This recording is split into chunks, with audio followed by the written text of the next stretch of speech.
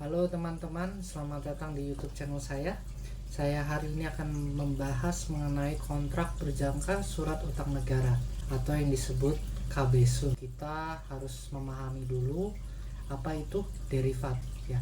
Derivatif merupakan sebuah instrumen keuangan berupa kontrak finansial yang disepakati oleh dua atau lebih pihak untuk membeli atau menjual sebuah aset ataupun komoditas. Derivatif ini terdiri dari ada kontrak berjangka atau futures contract, ada kontrak forward atau forward contracts, ada options, dan juga ada swap. Tapi yang kali ini yang saya mau bahas adalah mengenai kontrak berjangka atau futures contract.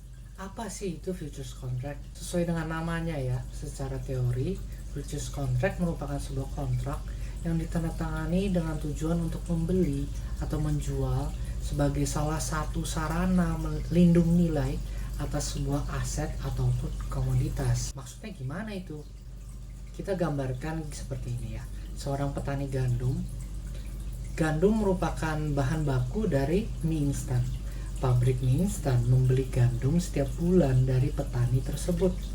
Dikarenakan harga gandum yang fluktuatif, maka ditandatanganilah sebuah kontrak untuk mengunci harga dari gandum tersebut untuk melindunginya dari fluktuasi nilai gandum tersebut. Nah, apa aja sih faktor-faktor yang membuat harga gandum itu naik atau turun? Ada yang namanya supply and demand. Dalam sebuah pasar, jika ada suatu komoditas dengan stok yang melimpah, maka otomatis harganya akan menjadi lebih murah. Dan kebalikannya, jika suatu komoditas stoknya kekurangan, maka harga akan menjadi lebih mahal dikarenakan terjadi yang namanya kelangkaan. Lalu apa sih yang membuat stok dari gandum tersebut naik atau turun? Nah, semisalnya ada 10 orang petani gandum, 7 diantaranya mengalami gagal panen dikarenakan mereka bertani di wilayah yang kurang memadai. Sisa 3 petani gandum yang berhasil memanen. Dikarenakan hanya tersisa 3 petani gandum yang berhasil memanen, otomatis harga dari gandum tersebut akan meningkat dikarenakan adanya kekurangan stok di pasar. Lalu siapa yang dirugikan dan siapa yang diuntungkan? Dalam hal ini pabrik mie instan lah yang dirugikan dan petani yang akan diuntungkan. Untuk menghindari atau meminimalisasi resiko pabrik mie instan, maka dibuatlah futures contract sebagai hedging untuk harga gandum yang naik turun. Futures contract ini mengunci harga yang disepakati oleh pabrik mie instan dengan si petani gandum. Dengan ini gandum jika mengalami kenaikan harga, maka pabrik mie instan tersebut terhindar dari kerugian. Dan sebaliknya, jika harga gandum mengalami penurunan harga, petani gandum ini juga terhindar dari kerugian akibat adanya kontrak tersebut.